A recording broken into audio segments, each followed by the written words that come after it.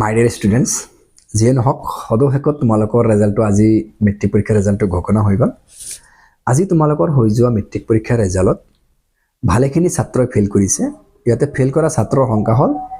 1,52,266 গৰাকী। বহুত এটা বিৰাট ডাঙৰ পৰিসংখ্যাৰ এটা ছাত্ৰ ছাত্ৰীয়ে এই পৰীক্ষাত ফেইল কৰিছে। তো ফেইল কৰা ছাত্ৰ বা ছাত্ৰীখিনিয়ে এতিয়া কি কৰিব লাগিব, কম্পাৰ্টমেণ্টেল এক্সাম কেতিয়া হ'ব, কম্পাৰ্টমেণ্টেল এক্সামৰ ফৰ্ম ফিল আপ কেতিয়া হ'ব, পৰীক্ষা কেতিয়া হ'ব, আৰু লগতে আজি যেটো ৰেজাল্ট হৈ গ'ল এই ৰেজাল্টত ফাৰ্স্ট সেকেন্ড থাৰ্ড তিনিটা ৰ্যাঙ্কত মানে পাইছে এখেতসকল কোন কিমান নাম্বাৰ আৰু কিমান পাৰ্চেন্টেজ পাইছে, আৰু লগতে কিমান ফাৰ্স্ট ডিভিজন, কিমান সেকেন্ড ডিভিজন, কিমান থাৰ্ড ডিভিজন, কিমান ছাত্ৰতে এবসেন্ট উইথহেল্ড বা এক্সপেল হৈছিলে, আৰু লগতে হাই সেকেন্ডাৰী পৰীক্ষাৰ ৰেজাল্ট কেতিয়া দিব, এই কথাখিনি আলোচনা কৰিম। সো এনেকুৱা ধৰণৰ ইনফৰমেশ্যন ভিডিঅ' মই মাজে মাজে দি থাকিম। সো তোমালোকে কি কৰা, তোমালোকে যদি মোৰ চেনেল নতুনকৈ আহিছে নিশ্চয়কৈ চেনেলটো সাবস্ক্ৰাইব কৰি ৰখা।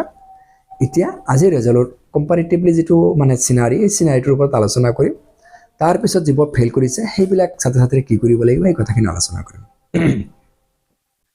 এইটো এটা এছেট মানে Assam state school education board এছেবৰ কিন্তু এটা ডাঙৰ সাফল্য বুলি ক'ব লাগিব, কাৰণ মাত্ৰ 37 দিনৰ ভিতৰত মানে উইদিন 37 ডেজ এই এছএছএলচি ৰেজাল্টটো এবাৰ ঘোষণা কৰিবলৈ পাইছে এছেব ডিভিজন 1। এতিয়া যদি আমি টপাৰ, ইয়াতে টপাৰ হৈছে কোন, অমিশী শইকীয়া, এখেতে প্ৰজ্ঞা একাডেমি সিনিয়ৰ সেকেন্ডাৰী স্কুল যোৰহাটৰ পৰা, আৰু এখেতে মুঠ নম্বৰ পাইছে 591, আৰু এখেতে পাৰ্চেন্টেজ হ'ল 98.50 পাৰ্চেন্টেজ পাইছে। আৰু সেকেন্ড যিজন মানে প্ৰাৰ্থী হৈছে তেখেত হ'ল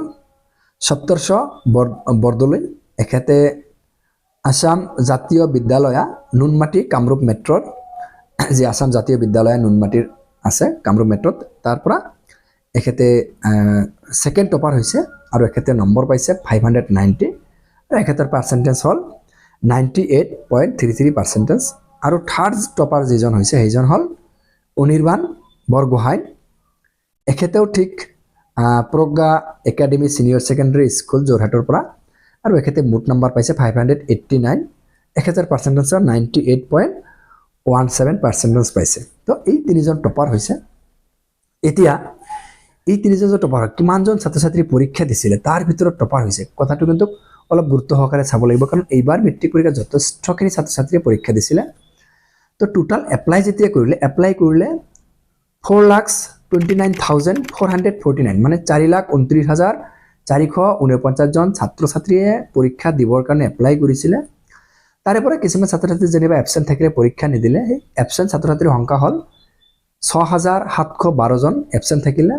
আৰু কিছুমান যিবিলাকে পৰীক্ষা দিছে ৰেজাল্টটো উইথহেল্ড হৈ আছে সেনেকুৱা ছাত্ৰ ছাত্ৰীৰ সংখ্যা হ'ল 22 জন, আৰু কিছুমান পৰীক্ষা দিবলৈ গৈ এক্সপেল হৈছে সেইবিলাক ছাত্ৰ ছাত্ৰীৰ সংখ্যা হ'ল 101 জন। তো মুঠ যিবোৰ মানে কিবা হ'ল টোটাল 6,835 জনৰ ৰেজাল্টটো দিয়া নাই, তাৰ ভিতৰত এবসেন্ট আছিলে 6,712 জন। এতিয়া পৰীক্ষাত এপিয়াৰ মানে পৰীক্ষা কিমান জনে দিলে, পৰীক্ষা দিলে 4,22,737 জন, ঠিক আছে। তাৰ ভিতৰত পাছ কৰিলে মুঠ পাছ কৰিলে 2,70,471 জনে পাছ কৰিছে, আৰু ইয়াৰ ভিতৰত যি ফেইল কৰিছে ফেইল কৰিলে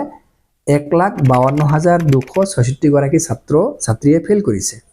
তো এবাৰ যদি পাছ পাৰ্চেন্টেজটো যথেষ্ট কম, পাছ পাৰ্চেন্টেজটো 63.98% ছাত্ৰ ছাত্ৰীয়ে পাছ কৰিবলৈ সক্ষম হৈছে। তাৰে ভিতৰত যদি পাছ পাৰ্চেন্টেজটো দেখো আমি মেল মানে মেলৰ পাছ পাৰ্চেন্টেজটো হ'ল 67.59% মেল, আৰু ফিমেল পাৰ্চেন্টেজটো হ'ল 61.09% হ'ল ফিমেল। এতিয়া আমি দেখো যদি কম্পাৰেটিভলি দেখো যে ফাৰ্স্ট ডিভিজন কিমান জনে পালে, ফাৰ্স্ট ডিভিজন পাইছে 89,041 মানে 89,041 জন ছাত্ৰ ছাত্ৰীয়ে ফাৰ্স্ট ডিভিজন পাইছে। সেকেন্ড ডিভিজন পালে 1,35,568 জন 68 মানে 1,35,568 এইকেইজন ছাত্ৰ ছাত্ৰীয়ে সেকেন্ড ডিভিজন পাইছে, আৰু থাৰ্ড ডিভিজন পালে 45,862 ইমানজনে থাৰ্ড ডিভিজন পাইছে। তো যিখিনিয়ে পাছ কৰিছে তেখেতসকলৰ কিছুমানে মানে গ্ৰেছ মাৰ্কো দিছে, এইবাৰ যথেষ্টখিনি গ্ৰেছ মাৰ্ক দিছে, গ্ৰেছ মাৰ্ক দিয়ে যিখিনি পাছ কৰিছে তেখেতসকলৰ চেপ্টাৰটো ক্লোজ, তেখেতসকলে এতিয়া হায়াৰ ছেকেণ্ডেৰী ফাৰ্ষ্ট ইয়াৰত এডমিশ্যন হ'ব লাগিব তো হায়াৰ ছেকেণ্ডেৰী ফাৰ্ষ্ট ইয়াৰত এডমিশ্যন কৰাৰ কাৰণে যিটো ফৰ্ম কেনেকৈ ফিল আপ কৰিব লাগিব বা কি ডিটেইলছ কি কৰিব লাগিব এইখিনি মই মোৰ ভিডিঅ'টোত দিবলৈ চেষ্টা কৰিম সেইকাৰণে মই কৈছোঁ যে যদি মোৰ চেনেল নতুনকৈ আহিছে নিশ্চয়কৈ মোৰ চেনেলটো ছাবস্ক্ৰাইব কৰি থ'ব এনেকুৱা ধৰণৰ হেল্পফুল ইনফৰমেশ্যন পাবলৈ এতিয়া যদি দেখা যায় যে ফেইল কৰা ছাত্ৰ ছাত্ৰী 1,52,266 গৰাকী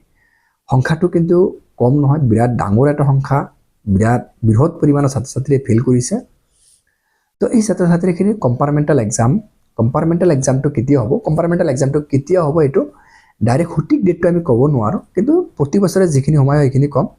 আৰু কম্পাৰ্টমেণ্টেল এক্সামৰ যিটো ফৰ্ম ফিল আপ প্ৰচেছটো হয়তো বিহুৰ বিহুৰ ঠিক পিছত বিহু শেষ হৈ যোৱাৰ পিছত আৰু নহ'লে মে মাহৰ প্ৰথম সপ্তাহৰ ভিতৰতে এখেতসকলৰ কম্পাৰ্টমেণ্টেল এক্সামৰ যি ফৰ্ম ফিল আপ প্ৰচেছটো আৰম্ভ হ'ব আৰু কম্পাৰ্টমেণ্টেল এক্সামটো খুব সম্ভৱতঃ জুন মাহৰ শেষৰ পিনে নহ'লে জুলাই মাহৰ প্ৰথম উইকত কম্পাৰ্টমেণ্টেল এক্সামটো এইবাৰ হ'ব যেন লাগিছে আৰু লগতে মই ভিডিঅ'ৰ প্ৰথমত এটা কথা কৈছিলোঁ কথাটো হ'ল যে হায়াৰ ছেকেণ্ডেৰী পৰীক্ষাৰ ৰিজাল্ট কেতিয়া দিব হায়াৰ ছেকেণ্ডেৰী ছেকেণ্ড ইয়াৰৰ যি ফাইনেল পৰীক্ষা হৈ গ'ল সেই পৰীক্ষাৰ ৰিজাল্টটো কেতিয়া দিব তো এইখিনি এতিয়াও অলপ মানে আমি যদি ক'বলৈ যাওঁ অলপ মানে কমপ্লিকেটেড যিহেতু এতিয়ালৈকে কোনো ধৰণৰ অফিচিয়েল একো জাৰি কৰা নাই বা এনাউন্সমেণ্ট অহা নাই এইটো আশা কৰা যায় বিভিন্ন ধৰণৰ মানে ছ'চিয়েল মিডিয়াৰ লগত যিহেতু মই জড়িত হৈ আছোঁ তাৰ পৰা মই অনুমান কৰিছোঁ বা এটা ধাৰণা কৰিছোঁ যে এই যিটো পৰীক্ষাৰ তাৰমানে যিটো হায়াৰ ছেকেণ্ডেৰী ফাইনেল ইয়াৰৰ পৰীক্ষাৰ ৰিজাল্ট এইটো মে মাহৰ মানে ফাৰ্ষ্ট উইক নহ'লে ছেকেণ্ড উইকৰ ভিতৰত মে মাহৰ ফাৰ্ষ্ট ছেকেণ্ড উইকৰ ভিতৰত এইবাৰ হায়াৰ ছেকেণ্ডেৰী ছেকেণ্ড ইয়াৰৰ ফাইনেল পৰীক্ষাৰ ৰিজাল্টটো দিব যেন লাগিছে তো তোমালোকে ভিডিঅ'টো কোনো ধৰণৰ স্কিপ নকৰাকৈ সম্পূৰ্ণ চোৱাৰ বাবে তোমালোকক মই মোৰ অন্তৰৰ পৰা কি কৰিছোঁ ধন্যবাদ জ্ঞাপন কৰিছোঁ আৰু তোমালোকে যদি মোৰ চেনেলটো নতুনকৈ আহি ছাবস্ক্ৰাইব কৰিছা তেতিয়াহ'লে এনেকুৱা ধৰণৰ ইনফৰমেশ্যন তোমালোকে পাই থাকিলে কোনো ধৰণৰ স্কিপ নকৰি চাবা থেংক ইউ